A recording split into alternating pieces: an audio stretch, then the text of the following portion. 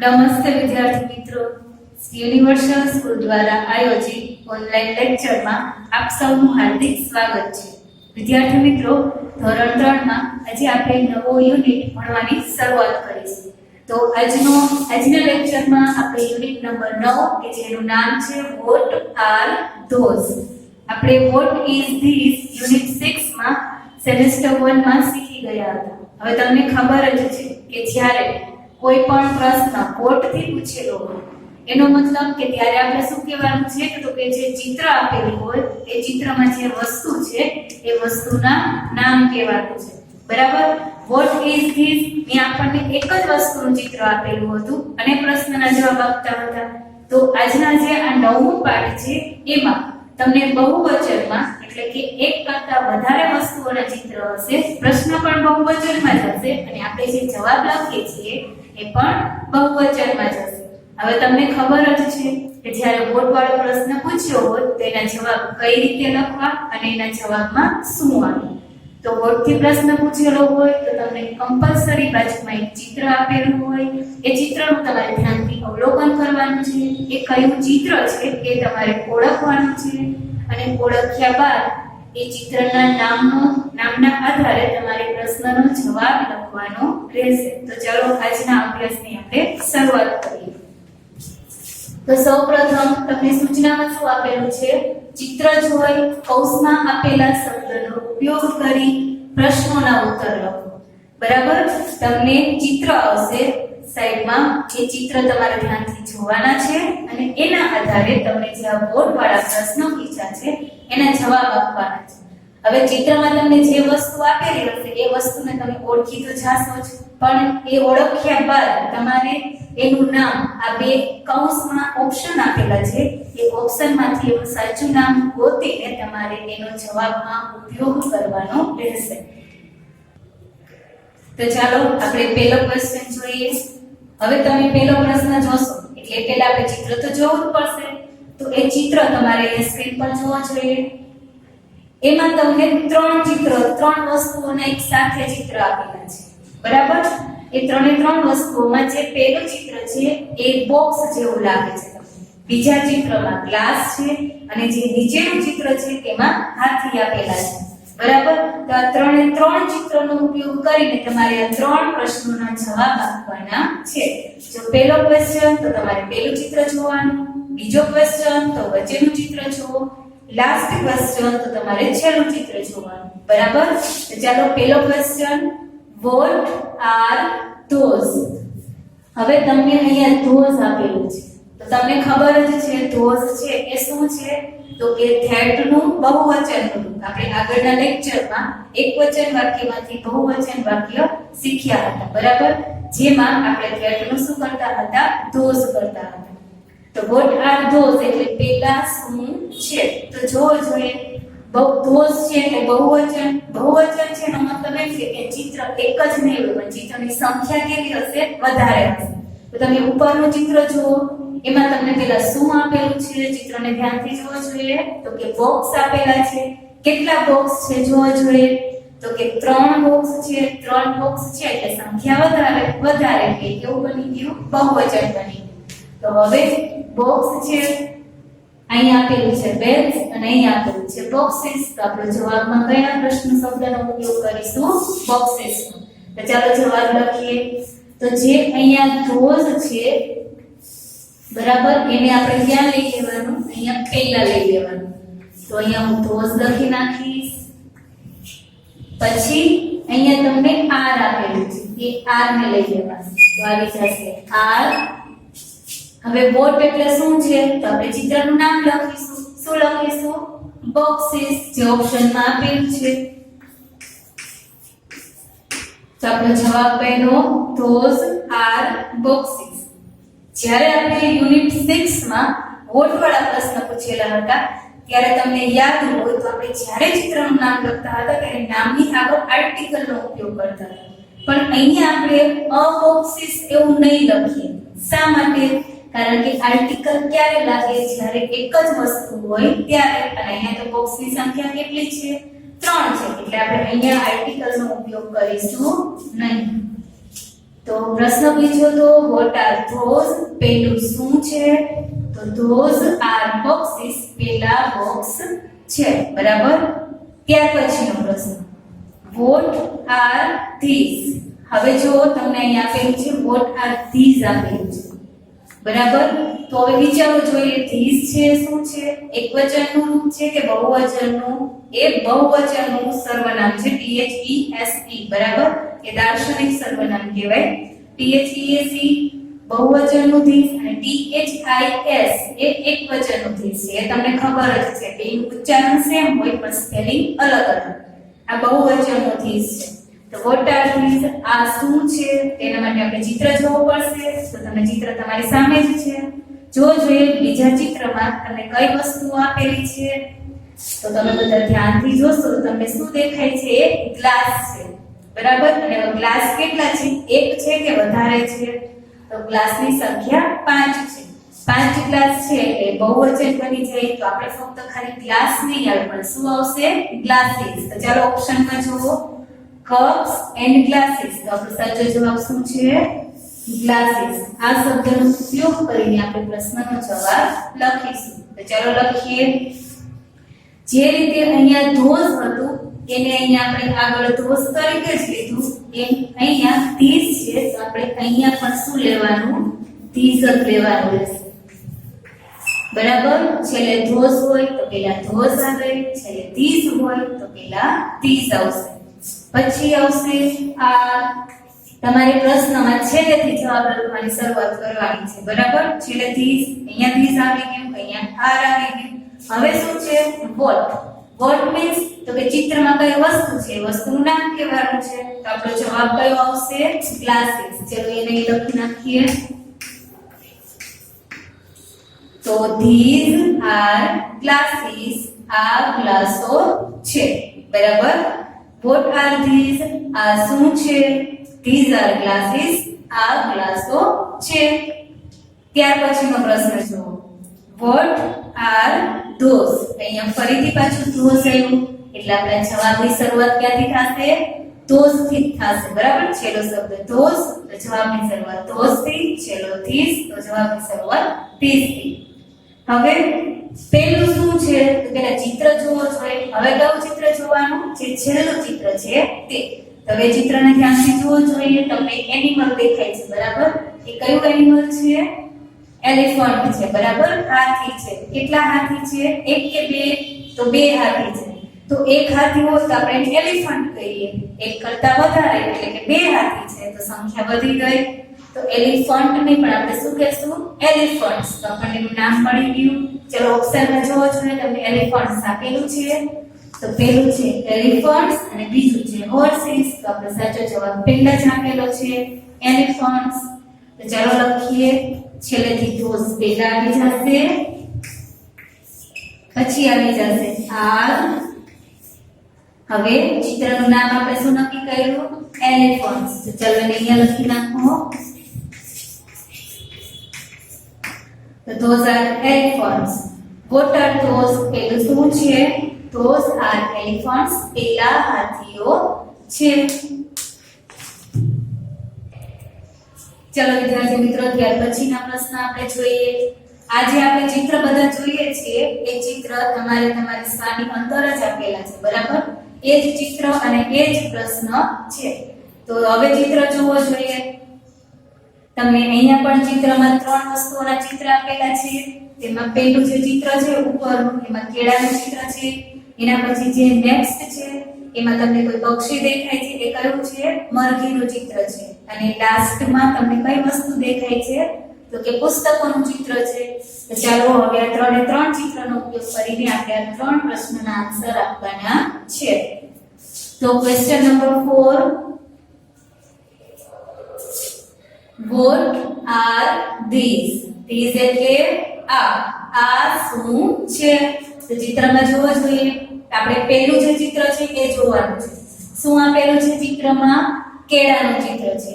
એક જ કેળું છે કે કેળાની સંખ્યા વધારે છે? તો કે કેળું જે છે કેટલા છે? 6 છે.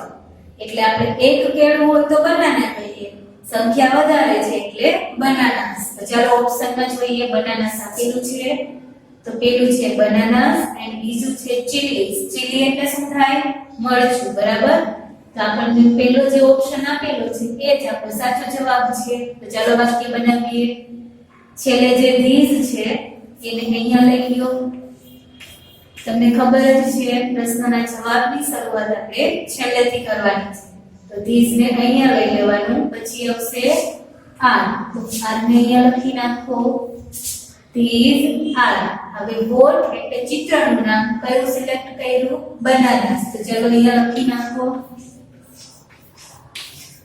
આપણો જે જવાબ છે એ પૂરો થઈ ગયો. These are bananas. તો વોટ આર ધીસ? આ શું છે? These are bananas. એટલે આ કેળાઓ છે. ત્યાર પછીનો પ્રશ્ન. તો question number 5, what are those? Those એટલે પેલા. તો પેલું શું છે અથવા પેલી કઈ વસ્તુઓ છે? તો જો જોઈએ બીજું જે વચ્ચેનું ચિત્ર છે એમાં તમને પક્ષી આપેલું છે અને કયું છે?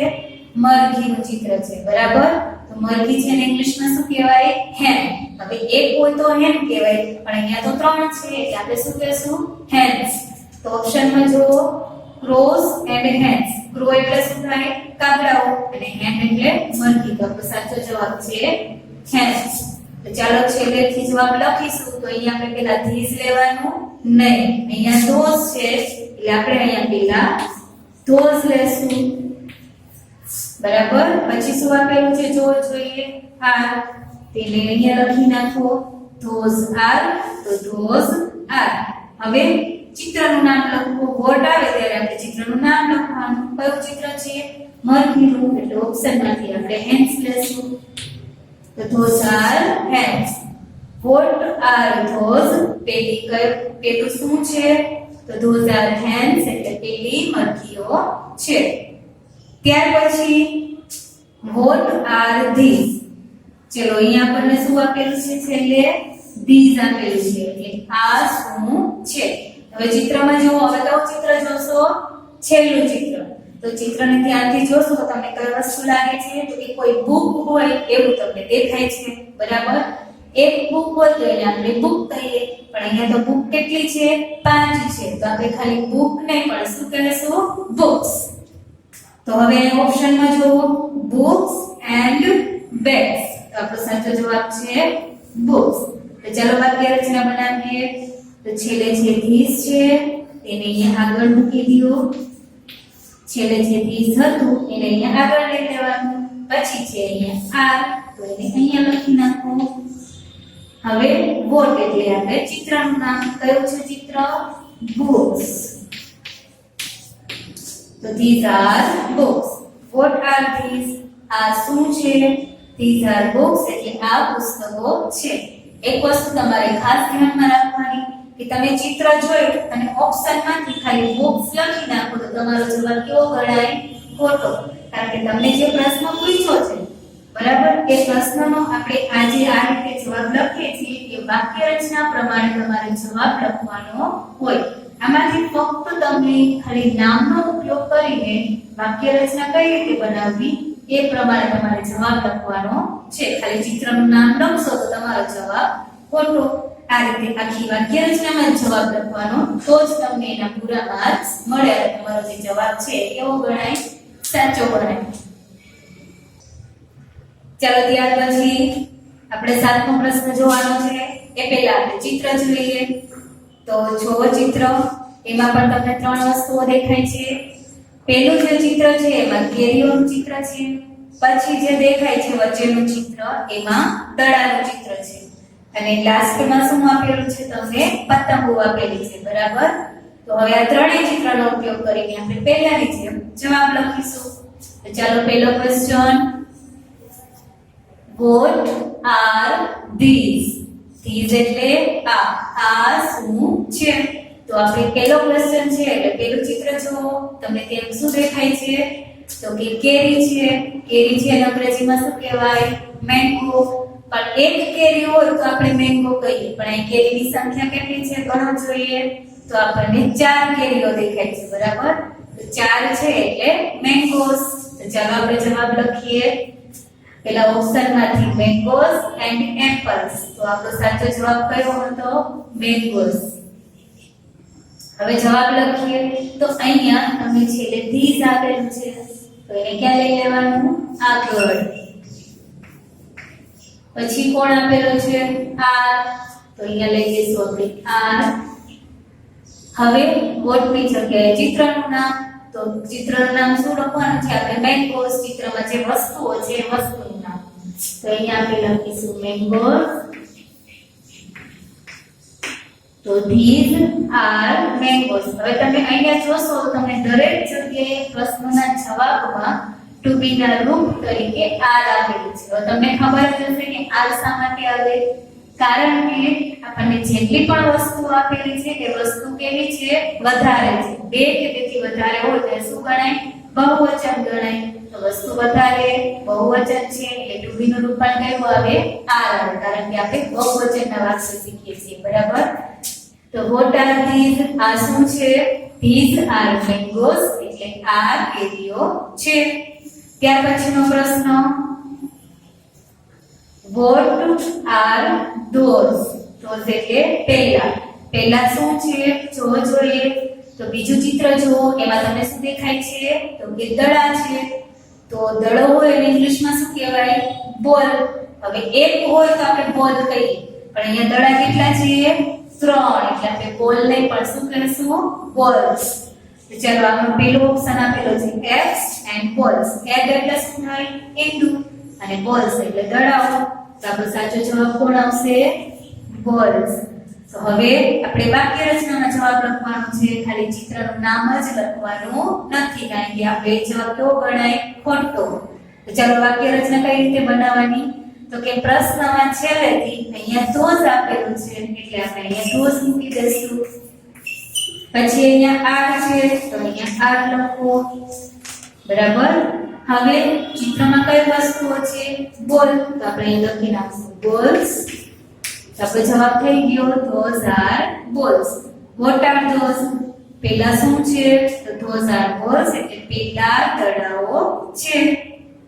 ત્યાર પછીનો પ્રશ્ન what are these? these એટલે આ શું છે? તો હવે છેલ્લું ચિત્ર જોવો જોઈએ. શું દેખાય છે ચિત્રમાં? તમને કઈ વસ્તુ આપેલી છે? પતંગ. પતંગ છે ઇંગ્લિશમાં શું કહેશો? કાઇટ. બરાબર? હવે એક પતંગ હોય તો તમે એને કાઇટ કહો પણ અહીંયા તો પતંગની સંખ્યા કેટલી છે? 5 એટલે કે વધારે કહેવાય. તો આપણે શું કહેશું? કાઇટ નહીં પણ કાઇટ્સ. તો હવે ઓપ્શનમાં આપેલું છે બર્ડ્સ એન્ડ કાઇટ્સ. તો આપણો સાચો જવાબ છે કાઇટ્સ. કારણ કે બર્ડ એટલે શું થાય? પક્ષી. હવે જવાબની શરૂઆત આપણે પ્રશ્નમાં છેલ્લેથી કરવાની છે કારણ કે આપણે વાક્ય રચનામાં જવાબ લખવાનો છે. બરાબર? તો છેલ્લે જે these છે એને ઉપાડી અહીંયા મૂકી દો. પછી આર આપેલું છે એ આર અહીંયા આવી જશે. તો these are હવે ચિત્રનું નામ તો શું છે ચિત્રમાં? kites. તો these are kites. what are these? આ શું છે? તો these are kites એટલે આ પતંગો છે. હવે ત્યાર પછી આપણે પ્રશ્ન જોવાના છે. તો એ પ્રશ્ન જોવા માટે પણ પહેલા આપણે શું જોઈશું? ચિત્ર. તો જોવો જોઈએ ચિત્ર. તો તમે ચિત્રમાં જોશો કે એમાં પણ તમને 3 વસ્તુઓ છે. જે પહેલું ચિત્ર છે એમાં પક્ષી દેખાય છે. કયું પક્ષી છે ધ્યાનથી જોવું જોઈએ? તો કબૂતરનું ચિત્ર છે. બરાબર? એના પછી જે વચ્ચે આપેલા છે એ છે બટેટાનું ચિત્ર અને લાસ્ટમાં જે ચિત્ર આપેલું છે એ શું છે? તો કે જે ડીશ હોય પ્લેટ એનું ચિત્ર છે. બરાબર? હવે આ ત્રણેય ચિત્રનો ઉપયોગ કરીને આપણે આ 3 પ્રશ્નના જવાબ લખીએ. તો ક્વેશ્ચન નંબર 10 કારણ કે આગળ આપણે 9 પ્રશ્ન સુધી શીખી ગયા. બરાબર? તો 10મો પ્રશ્ન what are those? those એટલે પહેલા શું છે?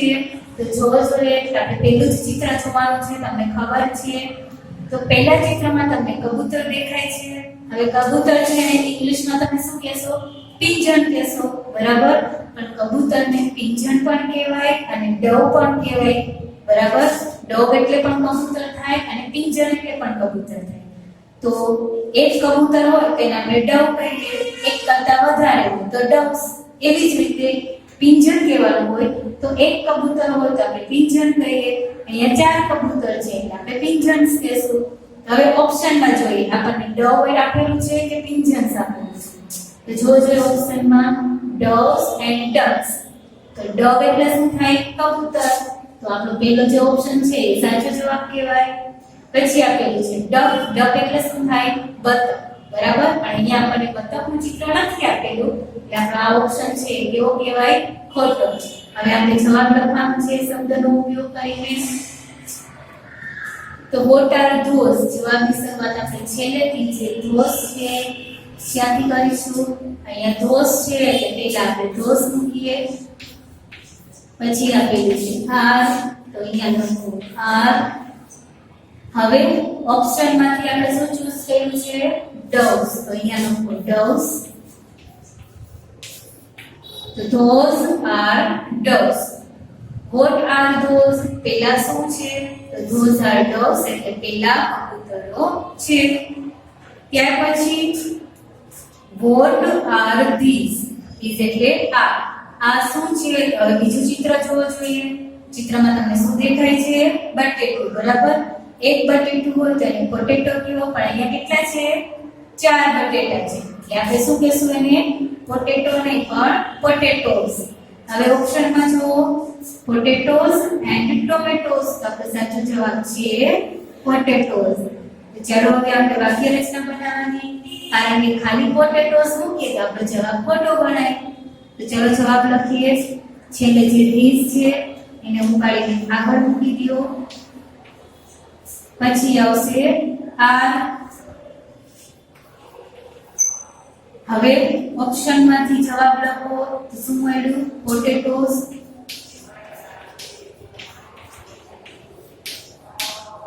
તો these are potatoes એટલે આ બટેટાઓ છે. what are these? આ શું છે? these are potatoes આ બટેટાઓ છે. ત્યાર પછીનો પ્રશ્ન what are those? પેલું શું છે અથવા પેલા શું છે? તો જોવો જોઈએ છેલ્લું ચિત્ર. એમાં તમને શું દેખાય છે? તો કે પ્લેટ છે. હવે એક પ્લેટ હોય તો આપણે પ્લેટ કહીએ, પણ અહીંયા તો કેટલી પ્લેટ છે? 5 પ્લેટ છે. તો આપણે શું કહેશું? પ્લેટ્સ. તો ઓપ્શનમાં જો કપ્સ એન્ડ ડીશીસ. પણ જો અહીંયા પ્લેટ વર્ડનો યુઝ નથી કર્યો, શેનો યુઝ કર્યો છે? ડીશ શબ્દનો યુઝ કર્યો. તો આપણે અહીંયા ડીશ નહીં પણ પ્લેટ નહીં પણ શું લેશું? ડીશ. હવે એક ડીશ હોય તો એને ડીશ કહેવાય. અહીંયા 5 ડીશ છે તો આપણે શું કહેશું? ડીશીસ. તો કપ્સ એન્ડ ડીશીસ. તો આપણો સાચો જવાબ છે ડીશીસ. પરીક્ષામાં તમને પ્લેટ્સ પણ આપી શકીએ તો તમારે ધ્યાન રાખવાનું છે. હવે જવાબની શરૂઆત આપણે ક્યાંથી કરીએ છીએ? વાક્ય રચના બનાવવા માટે પ્રશ્નોમાં છેલ્લેથી જે ધોસ છે એને ઉપાડીને અહીંયા આગળ મૂકો. પછી આવી જાય આ. હવે ચિત્રનું નામ લખો dishes. So what are those? પેલા શું છે? તો those are dishes. પેલી ડીશો છે. તો વિદ્યાર્થી મિત્રો આજના લેક્ચરમાં આપણે યુનિટ 9 what are those માં વોટ વાળા પ્રશ્નોનો જવાબ કઈ રીતે આપવો એ શીખ્યા. એ પણ કેવી રીતે? તો કે ચિત્રના આધારે. પરીક્ષામાં પણ તમને આવા ચિત્ર પ્રમાણેના પ્રશ્નો પૂછેલા હશે. બરાબર. તો ચિત્રના આધારે વસ્તુનું નામ નક્કી કરવાનું છે અને ત્યાર પછી ચિત્રમાંથી ખાલી ઓપ્શન નથી મૂકી દેવાનો. ઓપ્શનમાંથી ખાલી સાચો જવાબ નથી મૂકી દેવાનો, પણ આખી વાક્ય રચનામાં તમારે જવાબ લખવાનો રહેશે. હવે એટલું ખાસ ધ્યાન રાખવાનું છે કે આપણે આગળના સેમેસ્ટરમાં વોટ વાળા એકવચનના પ્રશ્ન આવેલા હતા. What is this? બરાબર. તો જ્યારે આમાં એકવચનના પ્રશ્નો પૂછ્યા હોય ત્યારે ધ્યાન રાખવાનું કે ચિત્રમાં વસ્તુ એક જ છે તો વસ્તુના નામની આગળ તમારે આર્ટિકલ લખવાનો રહેશે. જો વિદ્યાર્થી મિત્રો યુનિટ 6 માં આપણે આ શીખ્યા હતા વોટ ઇઝ ધીસ. બરાબર. એમાં ચિત્ર તરીકે અહીંયા જો તમને ટેબલ આપેલું, ટેબલની સંખ્યા અહીંયા એક જ છે. જ્યાં તમને ચિત્ર આપેલું હશે. હવે આપણે આમાં પણ જે રીતે જવાબ લખતા હતા એ જ રીતે આમાં લખવાનું. છેલ્લે જે ધીસ હતું એ અહીંયા આગળ લઈ લો ધીસ. પછી જે ઇઝ છે એ ઇઝ મૂકતા હતા. અને એક જ ટેબલ એટલે આપણે અ ટેબલ લખતા. શા માટે? કારણ કે કોઈ એક જ વસ્તુ હોય તો કમ્પલસરી આપણે આર્ટિકલ લગાડવો પડે. એટલે પરીક્ષામાં તમારે આ વસ્તુ ધ્યાન રાખવાની છે કે તમે બહુવચનમાં પ્રશ્ન પૂછેલો છે કે એકવચનમાં. આ એકવચનમાં છે. એકવચનમાં છે ખબર કેમ પડે? તો કે ટુ બી નું રૂપ ઇઝ આપેલું હોય અને ધીઝ અથવા ધેટ એ પણ એકવચનના આપેલા હોય. બહુવચનના તો આપણે આજે શીખ્યા એમાં ધીઝ આપેલું હોય, ધોઝ આપેલું હોય, ટુ બી નું રૂપ આર આપેલું હોય.